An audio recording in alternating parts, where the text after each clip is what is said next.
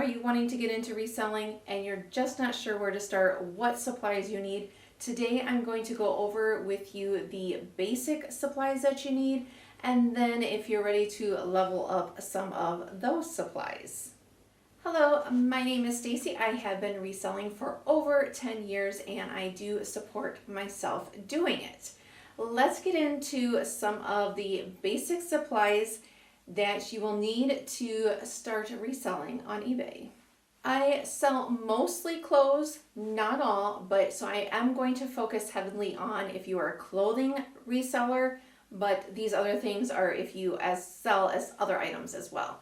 But for clothing, you will need a lint remover. One of those lint shavers is good to have on hand. I wouldn't say that is a necessity, but definitely lint roller, because even if you don't have pets, it just seems like things, get on there. A steamer, or at least an iron. But yes, a steamer for sure. Now, once you realize that you want to keep doing this, I would recommend getting a more professional steamer like this one. But when you're just starting out, a handheld one is fine, or using your iron. It's just going to take a little bit longer than this professional one, but those are on the more pricey side compared to a handheld, so it just depends where you're at in your reselling journey. And a tape measure. Now this is if you are a clothing seller or not, you need to have a tape measure and a scale. Because when you are doing that listing, if you're doing clothing, you need to have the measurements.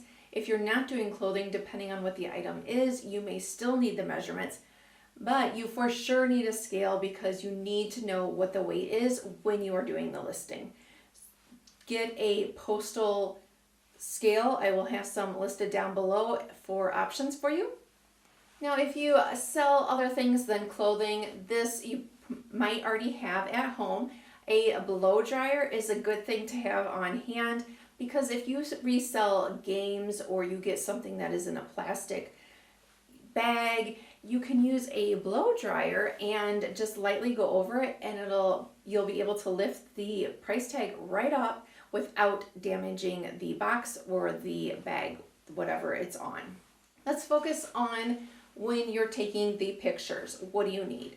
I would recommend, if possible, to have a specific place set up where you're going to take your pictures.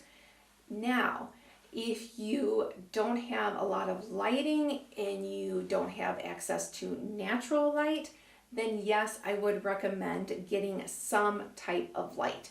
Now, if you're just starting out, I would say try to use natural light, or there are websites, or actually there are apps like Photo Room where you can go on and take out the background and get that crisp white. Even on eBay now, at first that wasn't as good. It has definitely improved. So yes, it's not going to be the best if you're just using your overhead light depending on what you have, but to start out it is better than nothing. And you just want to make sure if you're using eBay or any other apps that it's not changing the color of the item.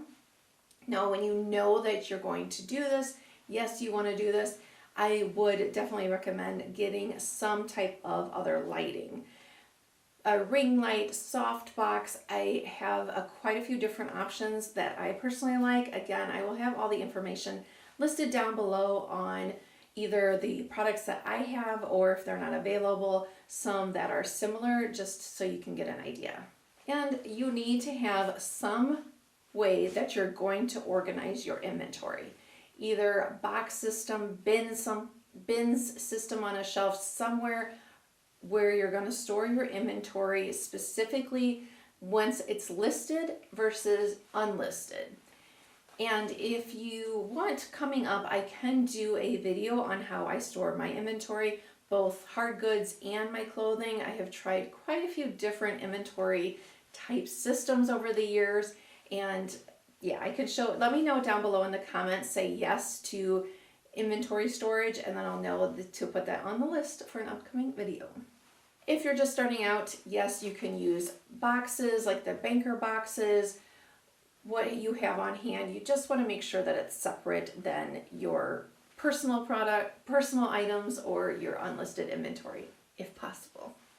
So that is for getting it listed. And if you know that you're wanting to do this as a business from the beginning, you should be keeping track of how much you've spent.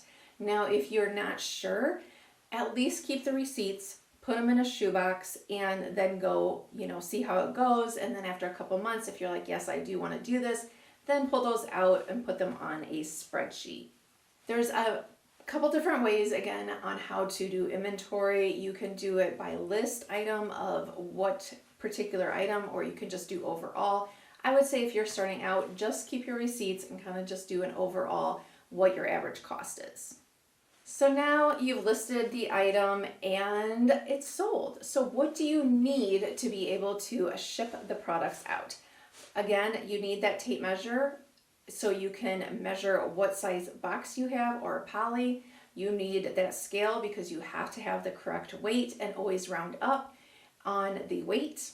If you are going to sell breakables, get a roll of bubble wrap. You don't want to be using newspaper or anything like that. You want the bubble wrap. If you're not selling breakables, then I wouldn't worry about that. If you're mostly selling clothes, I would recommend getting some poly mailers. If you have heavier clothes, then you do want to get some boxes, and also get some bread bags from Walmart. You can get them and put the clothing, fold it up, put it in there, and then put that in the poly. I personally do not like to put clothes right directly in the poly, just as a safety. I just feel like it looks better. Now, some of the things that are not, of course, necessity, but I do think that is helpful. If you are selling things that need to go in a box resizer is a great tool to, if it's too tall, you can make it shorter and save some money. Tissue paper to go inside the box, again, not necessity, but it does look nice. And if you are selling even the clothing with the poly mailers, to get some thank you stickers. You can get them off Temu, make them on Vistaprint, or if you want to, for the boxes, if you wanted to go the route of a business card or a thank you postcard, I would just say keep in mind the paper weight of the postcard and the business card if you're going to do either one of them, because it could just, put the package just a little bit over to the next ounce. For printing your labels, now again, when you're just starting out, I would just say use your at-home printer, print it out on normal paper. You want to make sure that you don't cut too close to the actual label though, so that you have space to put the tape around it. But you just do that when you're first starting out. You will learn though, like I did pretty quickly, that a thermal printer though is the way to go if you are going to do this even part-time. There is a wide variety of thermal printers, but they are so much easier because you just peel it back and stick it on. No tape, no cutting, but again, when you're just starting, if you're not sure if you're gonna like this reselling thing, then just use your normal printer. And just another tidbit, when you are listing, to save time on accepting best offers or not, there are things that you can put in the custom label that will save you so much time on that. Check out what you should put in there in this video next. Thanks, bye.